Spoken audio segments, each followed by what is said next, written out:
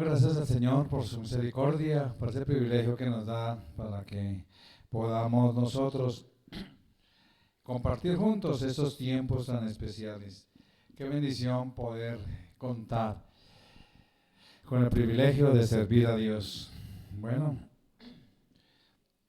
después de ese tiempo que hemos pasado como iglesia, en retiro y en todos esos aspectos, vamos a fortalecer precisamente los temas como iglesia. Estamos también en la visión de la iglesia, estamos en la realidad de hacer discípulos, ser discípulos primero que todo, y en ese proceso estamos todos nosotros siendo discípulos del Señor. Y precisamente fortaleciendo este tema, vamos a hablar sobre la declinación espiritual. ¿Cómo está la iglesia hoy en día y por qué está así? Antes doy la bienvenida a todos desde sus casas que nos permiten llegar para compartir juntos estos tiempos tan especiales. Hablar de la condición de la iglesia. ¿Cuál es la causa? ¿Por qué la iglesia no está cogiendo el enfoque o no está fortaleciendo, impactando a esta sociedad que cada vez es más deprimente, moralmente, más deprimente, espiritualmente, y esa sociedad que va en contravía y va hacia el abismo? Pero sabemos también que el Señor ya lo determinó en su palabra. Y hagámonos una pregunta. ¿Cuál es la causa de la declinación espiritual existente entre nosotros en el día de hoy? Precisamente Apocalipsis nos da una advertencia, lo leímos ahorita, Apocalipsis al principio, dice en Apocalipsis 3:16, pero por cuanto eres tibio y no frío ni caliente, te vomitaré de mi boca. Es una situación muy difícil. Muchos, inclusive dentro de la iglesia, dentro de los contextos cristianos, dentro de la iglesia cristiana, entre comillas, hay miles de asistentes en las iglesias, pero ¿cuántos verdaderamente son cristianos? Y aquel cristiano no es el que dice que yo tengo al Señor y vive como quiera o hace las cosas a su manera. Eso es ser tibio. Ser tibio es sí, pero no. No, eso no es tampoco, hermano, tampoco sea tan exagerado. Hay un tema y hay un término que se utiliza mucho hoy en día. No sea tan fanático. Eso no sea tan legalista. Si también hay que ser, y entonces se empieza a justificar cada uno de acuerdo a de acuerdo a su criterio. Por eso Efesios también, que leímos 4, versículo 14, hablando de los dones que el Espíritu Santo puso en la iglesia, que el Señor mismo lo puso allá en la iglesia, en maestros, profetas, etcétera, para edificación, para crecimiento, para que todos lleguemos a la estatura, a la plenitud de Cristo, para que todos lleguemos a ser maduros, dice ahí, perfectos en Cristo. Pero sigue diciendo en el 14, y ese es importante, para que ya no seamos niños. No seamos niños fluctuantes. Muchos son como niños. No me gusta la alabanza. No me gusta la alabanza. Y le dicen la palabra del Señor. La Biblia dice que eso no está bien. Pues no me parece. Mejor me voy. Esos son los niños que están por todo lado, yendo de un lugar para otro, sin madurez espiritual. Por eso aquí en 4:14 lo dice, que de Efesios, de que nosotros debemos, dice, para que ya no seamos niños fluctuantes, llevados por doquiera de todo viento de doctrina. ¿Qué es lo que está pasando? Muchos vientos de doctrina que están surgiendo por estratagema, o sea, por astucia, por artimaña, por estrategias humanas. Dice, por estratagema de hombres que para engañar emplean con astucia las artimañas del error. Entonces, mis amados, eso es lo que vamos a contestar esa pregunta. ¿Cuál es la causa de la declinación espiritual? Si miramos atrás, 50 años entre el pueblo de Dios, se evidencia que la declinación espiritual. Me acuerdo que las alabanzas hace 30 años para atrás, las alabanzas, o 40 años y que más para atrás, eran solamente los salmos. Eran solo salmos. Era la palabra de Dios lo que se cantaba.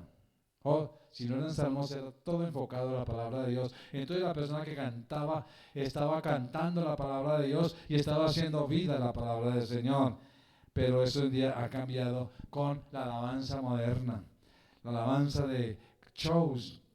Entonces, para dar un ejemplo de tantos enfoques que podemos tratar. Por eso es evidente la declinación espiritual. Pero antes de comentar, de comenzar estas consideraciones que quiero tomar hoy,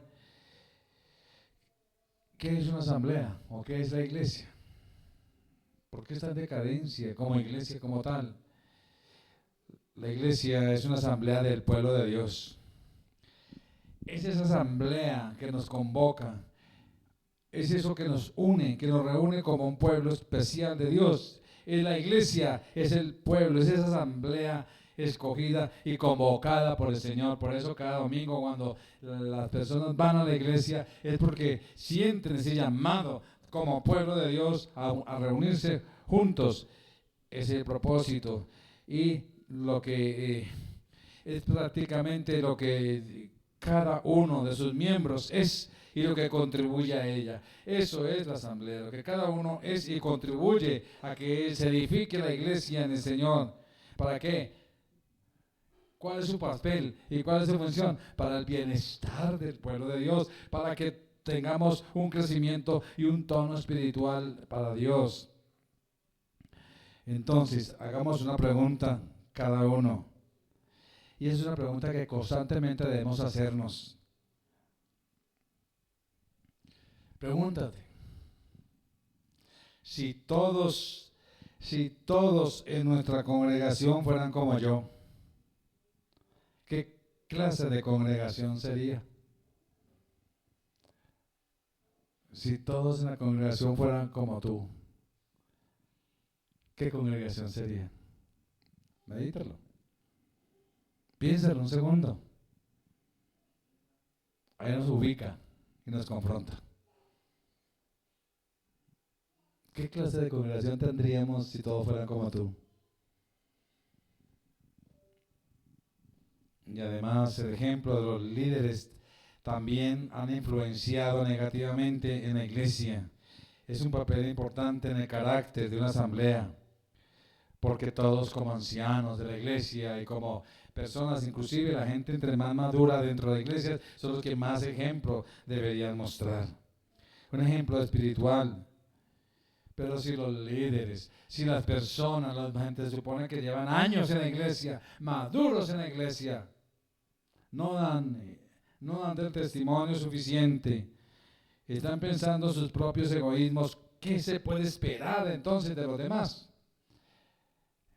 Acuérdense que el tema hoy es la causa de la declinación espiritual. Por eso, mis amados, Mateo 24:12, es importante lo que dice el Señor, porque aquí era la fuente originaria de las causas de esa declinación espiritual.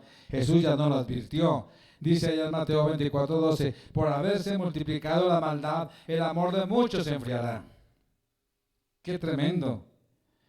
Condición esta que precisamente el Señor condenó en la iglesia de Éfeso, allá en Apocalipsis 2:4. Hoy que voy a hablar mucho de la palabra y espero que me sigan y allí también me sigan con las citas bíblicas. Por eso, mis amados, dice Apocalipsis 2:4, tengo contra ti que has dejado tu primer amor. Y por eso Jesús dijo, por haberse multiplicado la maldad, el amor de muchos se enfriará. ¿El amor a quién? A Dios.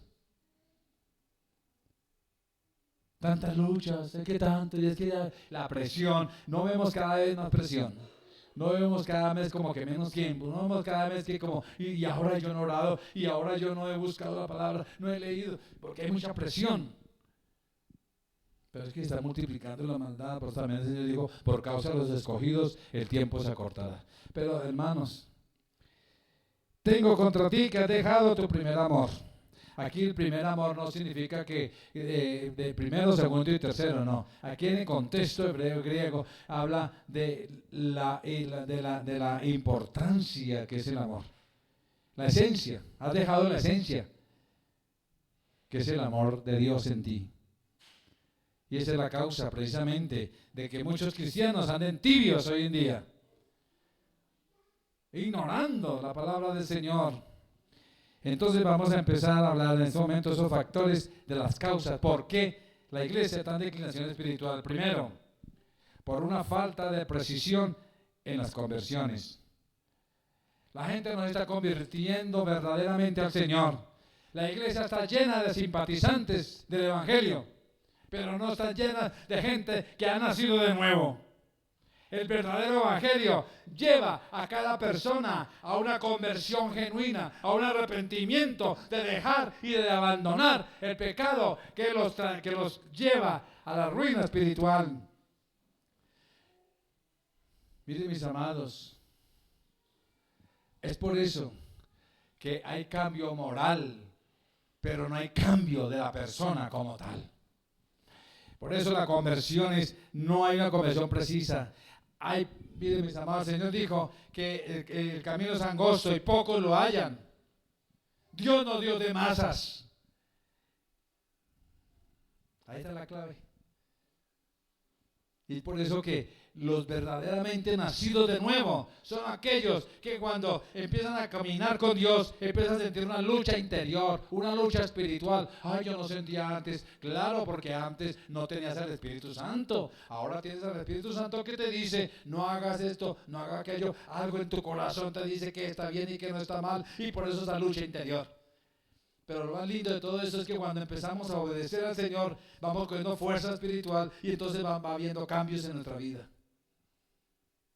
Pero como muchos no quieren esa lucha interior, entonces, no, mejor dejemos así, Espíritu Santo, y déjame que yo sigo a mi manera la vida cristiana. Por eso en la iglesia, mis amados, hay dos tipos de iglesia que siempre lo he manifestado aquí. La iglesia de Cristo, que es el cuerpo de Cristo, donde no hay material falso, porque todos los miembros son genuinos. Porque el Espíritu Santo está ahí guiando y sosteniendo a su pueblo.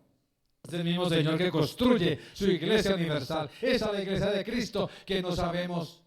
Nosotros no, es una iglesia invisible porque solamente Dios mira el corazón y sabe quiénes son de Él y quién no.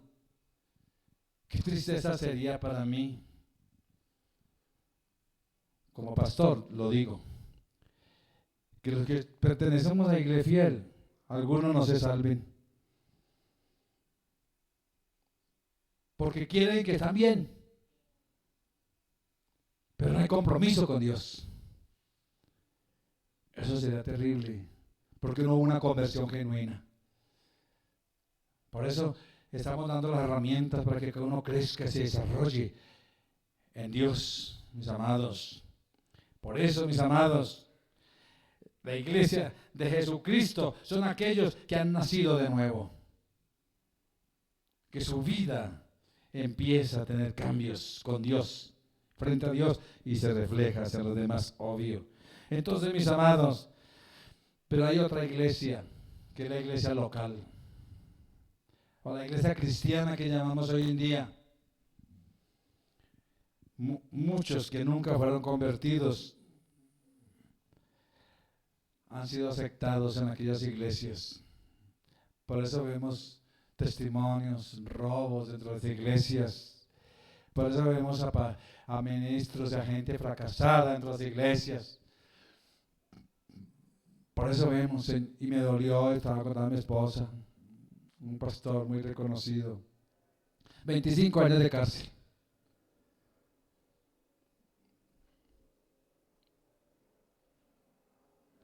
Mis amados, me duele la iglesia.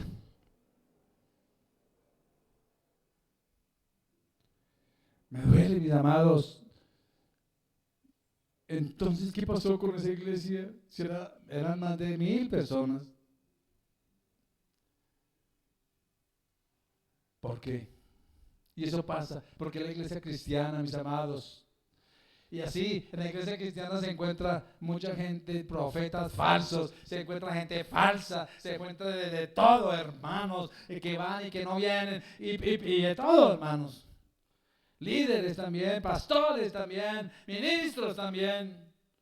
Pero en la iglesia de Jesucristo no pasa eso. Para que hagamos la diferencia. Y en la iglesia cristiana se recibe todo tipo de personas. Inclusive, muchos salen de las iglesias en rebeldía. No me gustó el pastor que me llamara la atención y se van para otra iglesia y allá lo reciben. Pastor, es que en la iglesia anterior yo predicaba. Bueno, venga, predica aquí. No, yo y hacía esto. Venga, haga eso.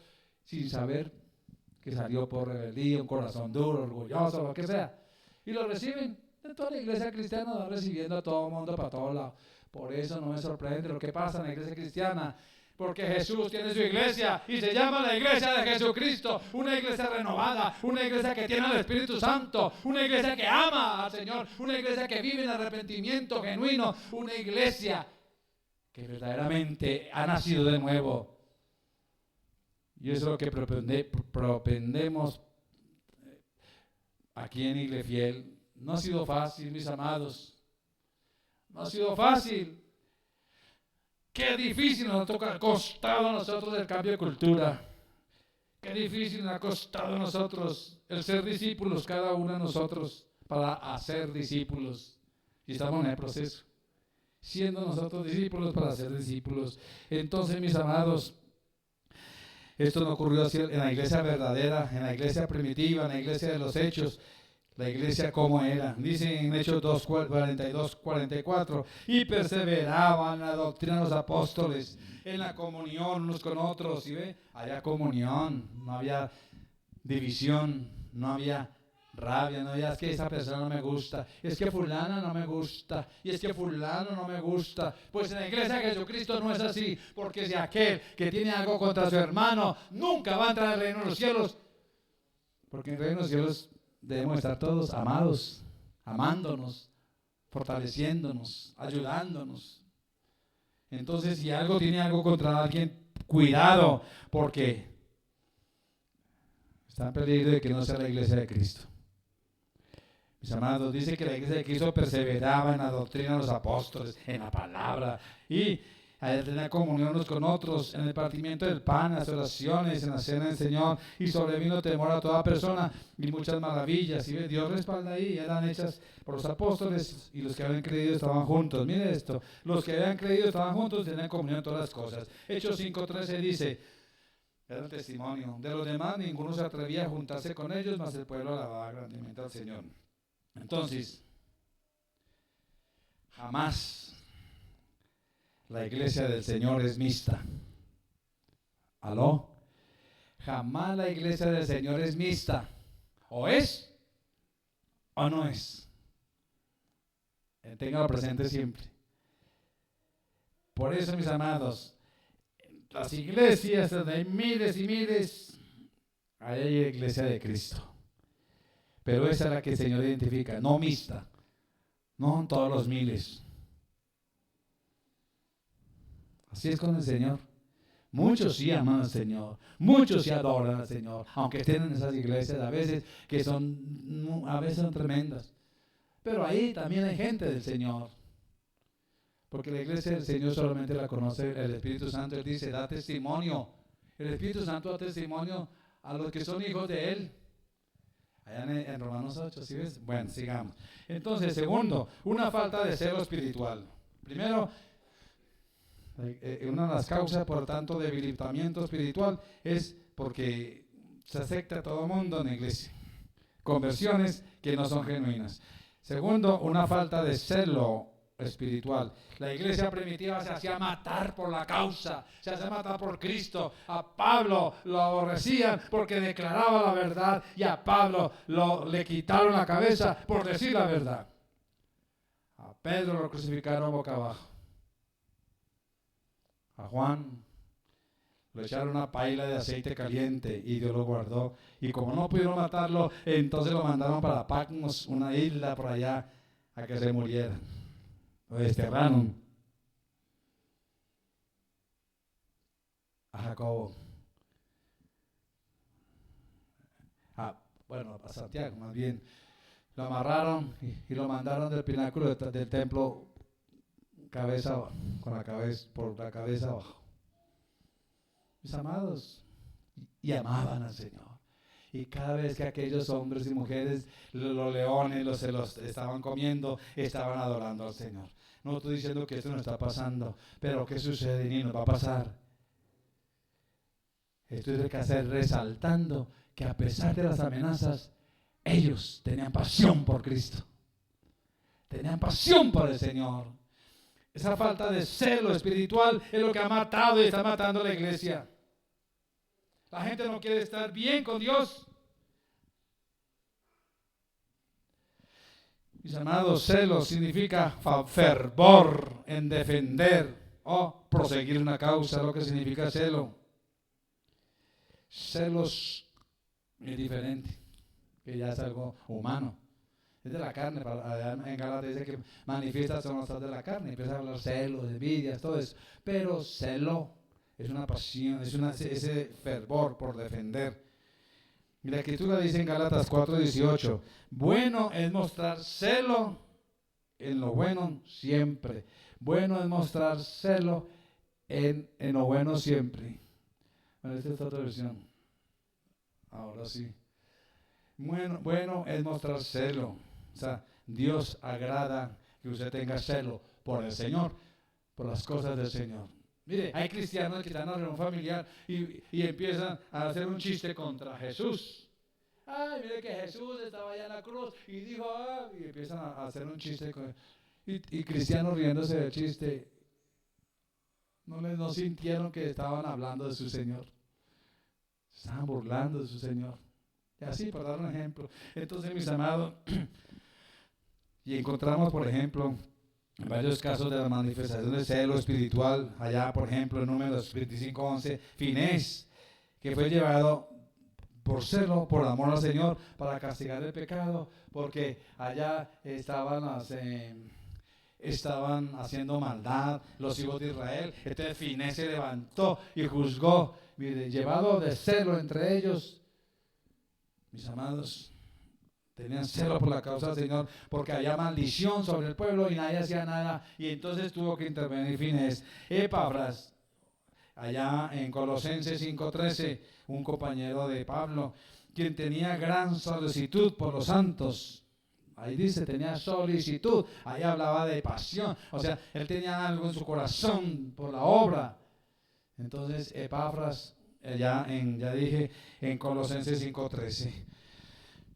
Pablo también, cuyo celo estaba dirigido a lograr el progreso del Evangelio en las regiones celestes. Mira, aquí está Epafras. Ahora miremos en Romanos 15:18 al 21. Yo le dije que vamos a estar muy seguido con el versículo, solo palabras estoy hablando hoy, por eso sí quiero resaltar. Romanos 15:18 al 21. Dice, bueno, aquí dice, porque no osaría hablar, ¿sí ve? Osaría hablar de esa pasión. Este es Pablo hablando. Bueno, pero también encontramos ejemplos de celos diferentes. Hay celo negativo, por decir algo. El caso de Saúl, que con un celo sin conocimiento hizo cosas contrarias a la voluntad de Dios. Segunda de Samuel 21:2. Segunda de Samuel 21:2. Dice que entonces ahí está hablando de Saúl y los habló a los hijos de Israel y Saúl había procurado matarlos en su celo por los hijos de Israel. Dios no ha mandado matar a los gabonitas en ese entonces, pero él por su celo, por defender a su pueblo Israel. Bueno, también pasó lo mismo en Jehú. Jehú fue el que mató a Jezabel. ¿Se acuerdan de Jezabel? La terrible. Pero Jehú, habiendo dicho a Jonás, dice en Segunda de Reyes 10, el 16. Segunda de Reyes 10, el 16. Pues ahora dice, ven. Y el 31 dice, y ven y verás mi celo por Jehová. El 16, ven y verás mi celo por Jehová. Bueno, entonces él hizo muchas cosas, aún encontraría la voluntad de Dios. Y el versículo 31 terminó mal.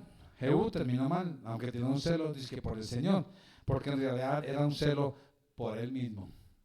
A veces Uno tiene pensando que es uno que está sirviendo a Dios porque es el celo por Dios, y resulta que uno lo que quiere es muchas cosas como Jehú, reconocimiento. Y por eso termina, mire cómo termina: Jehú no cuidó de andar la ley de Jehová, Dios de Israel. ¿Sí? O sea, era un celo carnal. Tremendo. Tercero, la falta de enseñanza para la instrucción. Ese es otro aspecto. Mire que ya vimos, según primero la falta de conversión, el segundo una falta de celo espiritual por el Señor, y tercero la falta de enseñanza para instrucción. Dentro de la iglesia se ha desviado mucho la doctrina de la palabra de Dios, y mucho más hoy en día. Ahora todo, si usted mira, y me sorprende porque muchos mandan allá en los estados, allá en WhatsApp, y muchos mandan en muchas cosas, en Facebook, uno ve tantas cosas, y predicaciones, pedazos de predicaciones, de motivacionales, y entonces tú eres esa persona que el Señor quiere que tú triunfes, adelante, saca lo mejor de ti. Pero no, y gritando y todo así, muy bonito se oye. Y uno, ay, tan lindo. Pero nada de palabra de Dios. Nada de palabra de Dios, en el cual la verdadera bendición viene. Por eso es notable la carencia de enseñanza bíblica en el tiempo presente en cuanto a la doctrina de la iglesia, mis amados. Los jóvenes que están formando, inclusive hoy en día, cada vez están aumentando, gracias a Dios, pero no saben, no pueden dar oraciones escritural acerca de dónde están. ¿Por qué es cristiano? ¿Por qué están en la iglesia? ¿Para qué? No, a mí me invitaron a un grupo de jóvenes y chévere, me gusta, y la alabanza es chévere, y ni tampoco, mis amados, saben identificar lo que es una verdadera iglesia del Nuevo Testamento. Mis amados, por eso la falta de doctrina trae como resultado que muchos no ven la gran diferencia existente entre los principios que gobiernan verdaderamente una iglesia de Dios, una iglesia ceñida a la palabra de Dios. Muchos no diferencian. ¿Su iglesia está en la sana doctrina? Yo creo que sí. Muchos no saben diferenciar entre la buena doctrina, la sana doctrina o la falsa doctrina. Mis amados, por ello es una urgente necesidad de continuar enseñando la doctrina, fortaleciéndonos en la palabra. Miren lo que dice la palabra precisamente. La palabra dice, porque Timoteo, 2 Timoteo, dice en 4:3 al 4, porque vendrán tiempos cuando no sufrirán la sana doctrina, sino que teniendo comezón de oír, se amontonarán maestros conforme a sus propias concupiscencias y apartarán de la verdad del oído y se volverán a las fábulas. A lo que nos gusta, ¿qué es una fábula? ¿Se acuerda del hijo de rana, rey de la cuau? ¿Sí ves?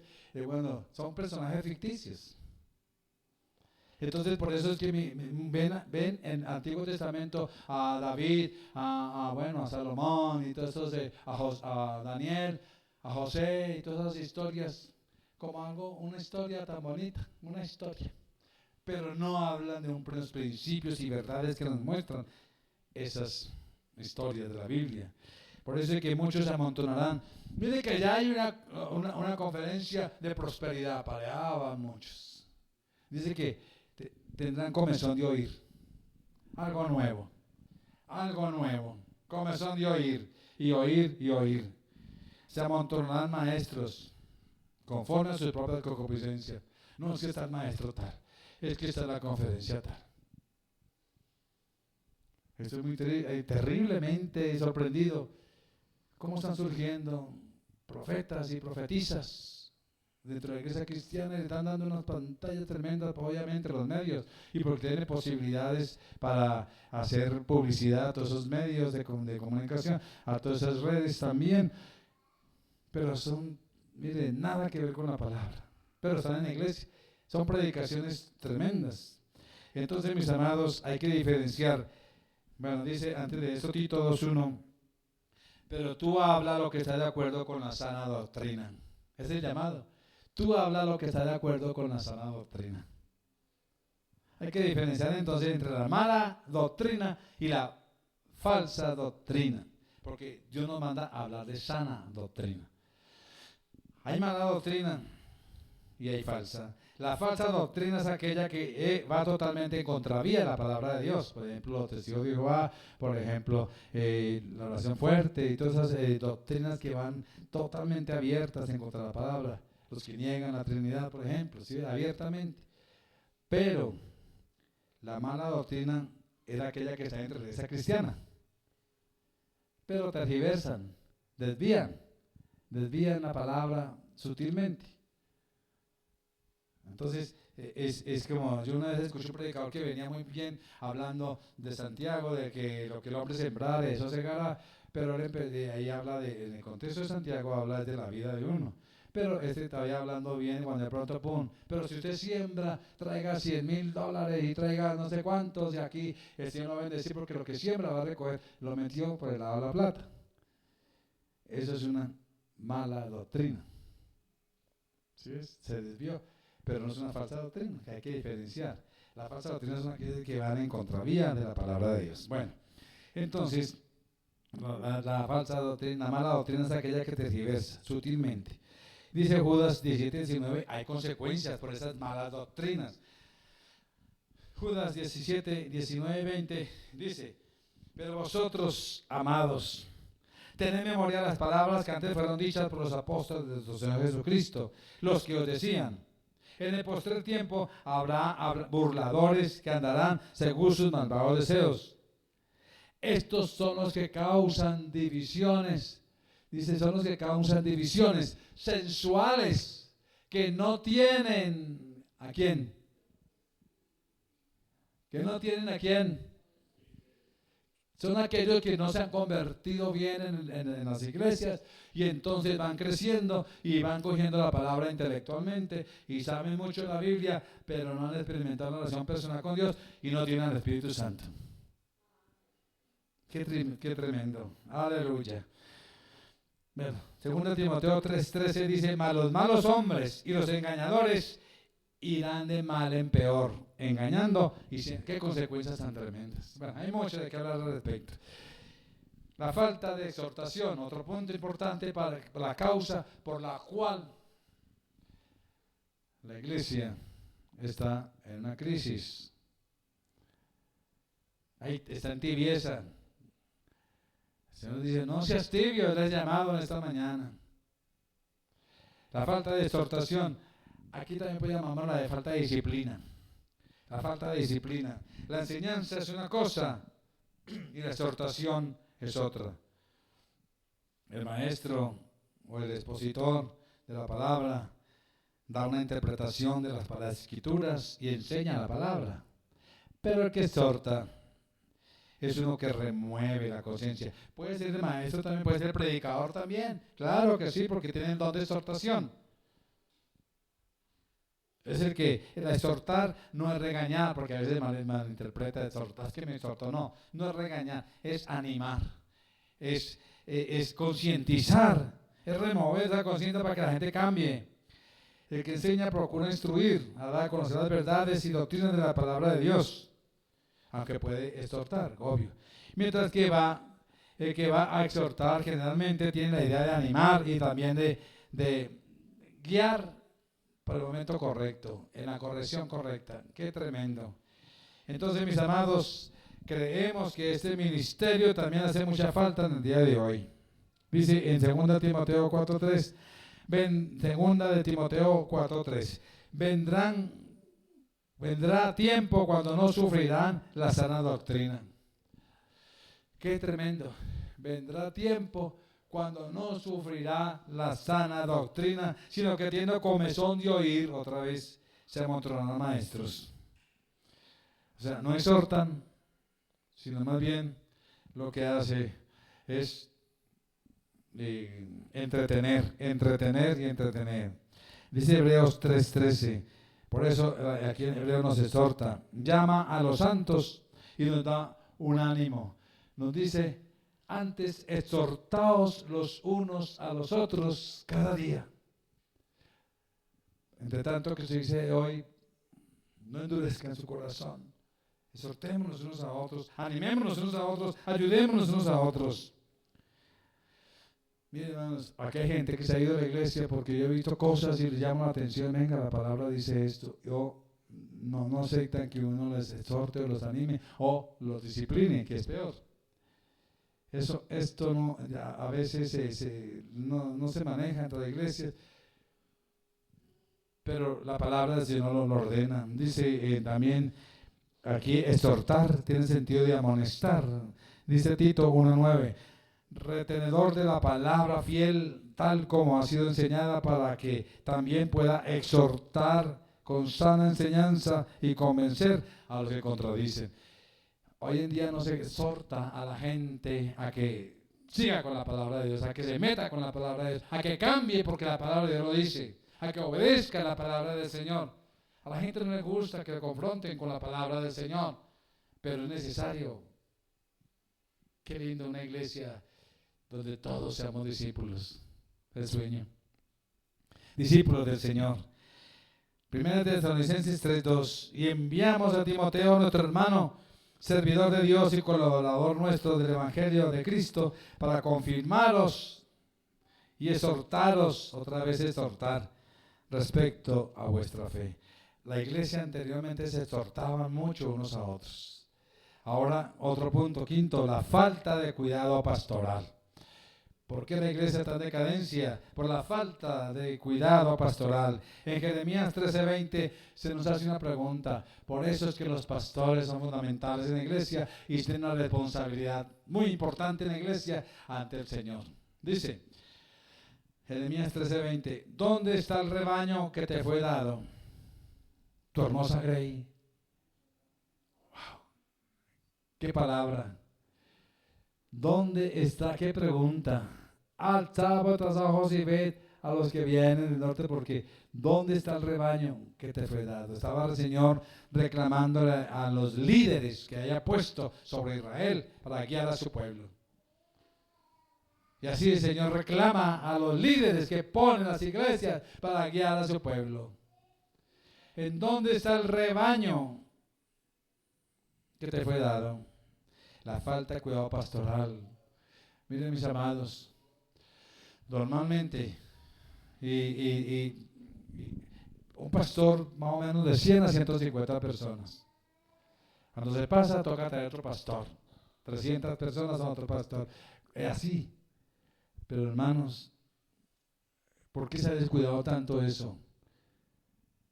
Porque se delega al líder para que aconseje. Dios no puso al líder a aconsejar, puso al pastor.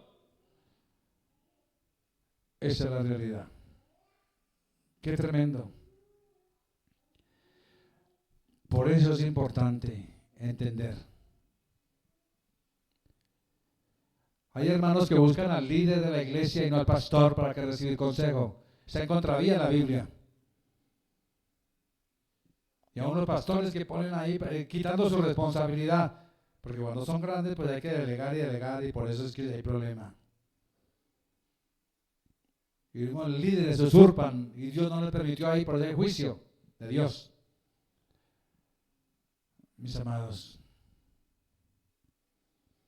por eso se exhorta al pastor, ¿dónde están las ovejas que yo te puse? Una hermosa grey.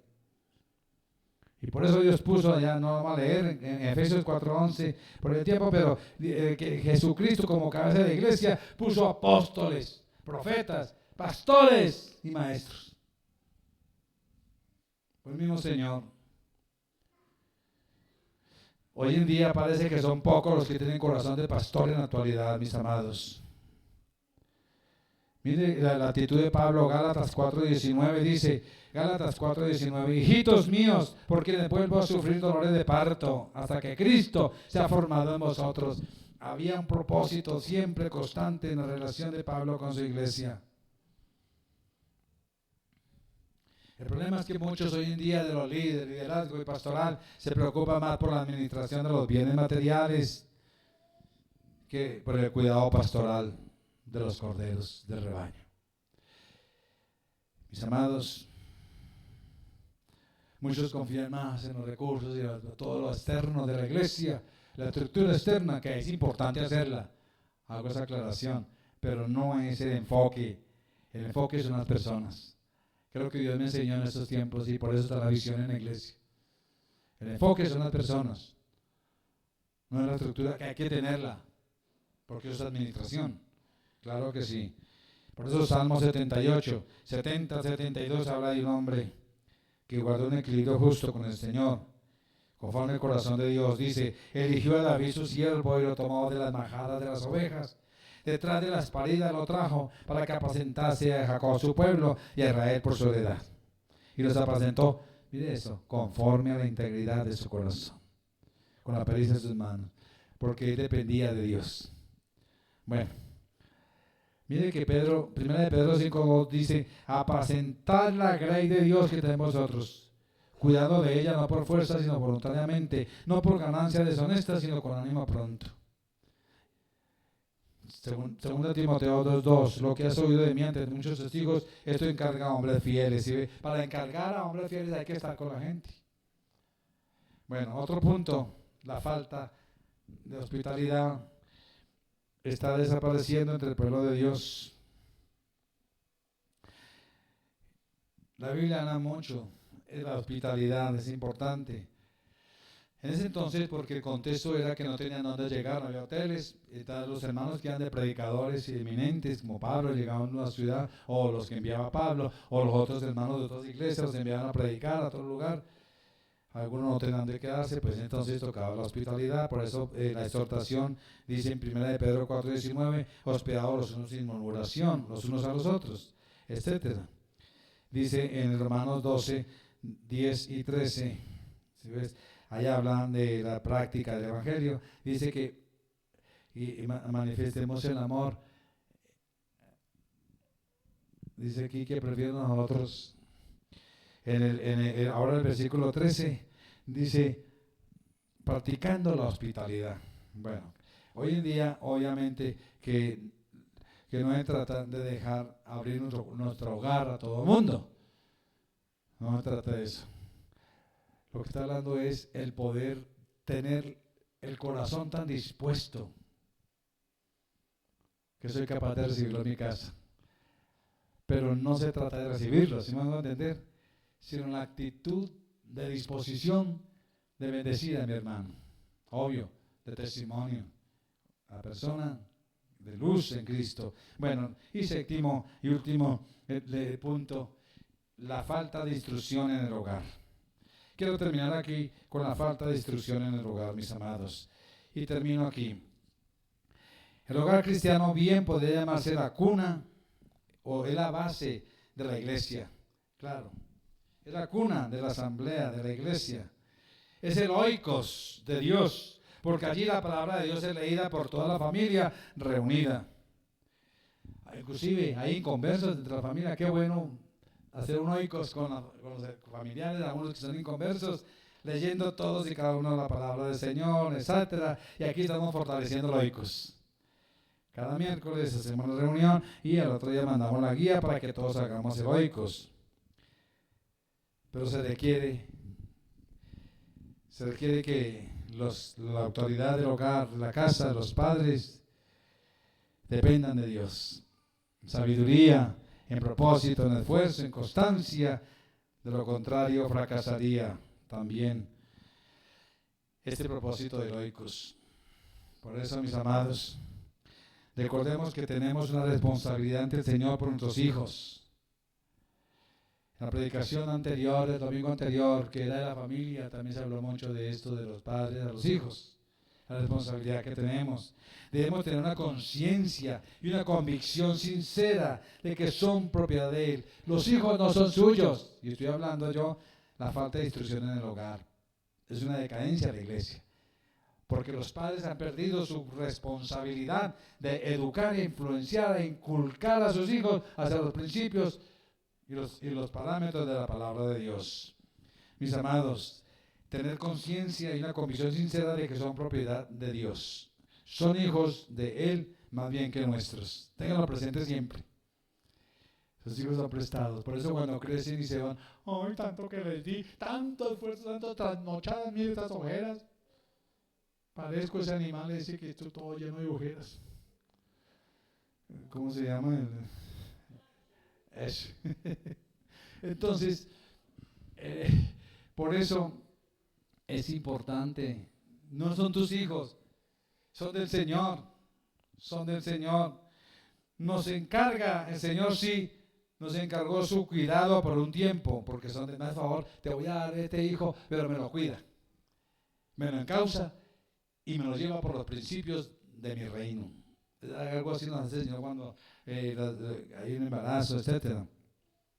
El único propósito que Dios nos da a los hijos es de formarlos a la manera como ponemos, digamos, nos pone bajo el cuidado como nosotros ponemos a una nana bajo cuidar a nuestros hijos. O a veces a la mamita o a veces a la abuela, cuídeme el hijo. Así uno le pone, así Dios con nosotros, con el hijo. Cuando yo comprendí eso, dije, ay, bueno, entonces Santiago, yo no tengo responsabilidad ya. Gracias al Señor, es tu hijo. Ah. Entonces, así cada uno. Dice la palabra Proverbios 22:6, instruye al niño en su camino y cuando fuere viejo no se apartará de él. ¿Qué es instruir? Instruir correctamente a los hijos, instrúyalos en el camino que deben andar. Reciba esta palabra de tu corazón. Instruye en el camino al niño, a tu hijo, al niño, que en el camino que debe andar y no en el camino que a ellos les gustaría andar. ¿Aló? Volví, repito, instruye al niño en el camino que deben andar. Debe ser por el camino de la verdad, de los principios, y no en el camino que a ellos les gustaría andar. Ah, ya no quiero eso. Por eso es que los padres y los niños quieren, pues, allá fueron influenciados por las redes, etcétera. Yo quiero el niño de 5 años, yo quiero mi cabello rosado. ¿Me lo pinta? Qué terrible que los padres digan, bueno, papi, ¿dónde está la autoridad del padre? No es donde ellos quieren andar, la palabra es que instruyelos en el camino que deben andar. Y ese es el propósito del Señor, deben andar por el camino del Señor. Otro consejo, instruya con el siguiente pensamiento continuamente a tu hijo. Es el alma de él lo que está en juego. Usted como padre debe considerar el alma de su hijo. No tanto lo físico. También, claro. Hay que ponerlos bonitos, hay que vestirlos, hay que dar alimento. Obvio, eso. Pero en el fondo lo más importante es su alma. Porque es lo eterno en él. Es el valor eterno lo que trabaja de él. Entonces, por eso, mis amados, tu responsabilidad no son otros intereses, sino los intereses eternos. Y bueno, y termino con esa lectura de la palabra de Dios. ¿Por qué? Porque hubo un hombre que no estorbó a sus hijos, allá en 1 Samuel 2, 17 al 24. Perdón, 1 Samuel 2, 17 y 22 al 24. Dice el 17, dice, era pues muy grande delante del Señor el pecado de los jóvenes, porque los hombres menospreciaban las ofrendas de Jehová. Qué tremendo.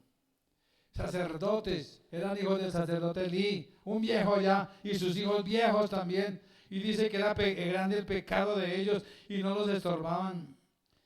Dice el 22 al 24, pero Elí era muy viejo y oía de todos los que sus hijos hacían con todo Israel y cómo dormían con las mujeres, sacerdotes, que velaban a la puerta del tabernáculo de reunión, y les dijo, ay hijos, ¿por qué hacéis esas cosas semejantes? Porque yo oigo de todo el pueblo de estos malos procederes. No, hijo, no hagan eso, no es buena fama que yo oigo, pues hacéis el pueblo pecar. No toma autoridad, mis amados. Bueno, ya ahí podemos dejar muchos ejemplos.